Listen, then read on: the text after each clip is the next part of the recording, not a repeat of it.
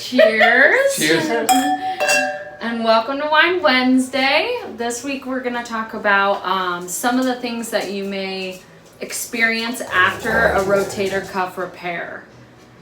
So a lot of times when we see someone after they've had a rotator cuff repair, they might be complaining about some pain into their neck or into their elbow or their wrist and their hand. Some of that can be related to their position in the sling because they don't have their elbow or their shoulder and their wrist being properly supported, and or they're just not moving it around much when they can. Say if you're watching TV or reading a book or something, making sure that you do a couple of wrist movements up and down, squeezing a tennis ball or some type of squeezy ball, even just moving the elbow up and down to make sure that it doesn't get too stiff and stuck in one position.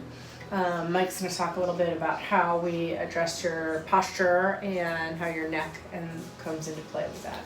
We hear a lot of times about, especially the neck, where the muscles, your traps or your muscles that meet the neck, grow tight, and again, it's usually because the sling isn't positioned properly.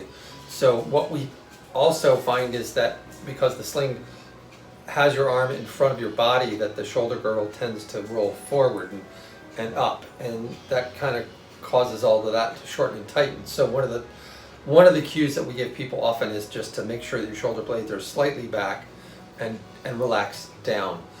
Even in the sling, if it's positioned properly, you should be able to do that. It's just like when your head is on a pillow. If your shoulder muscles can relax, you'll be a lot more comfortable. You won't have as much discomfort, but you'll allow the rotator cuff to heal a lot more efficiently as well. Okay? Thanks for watching. All right. And cheers. Cheers.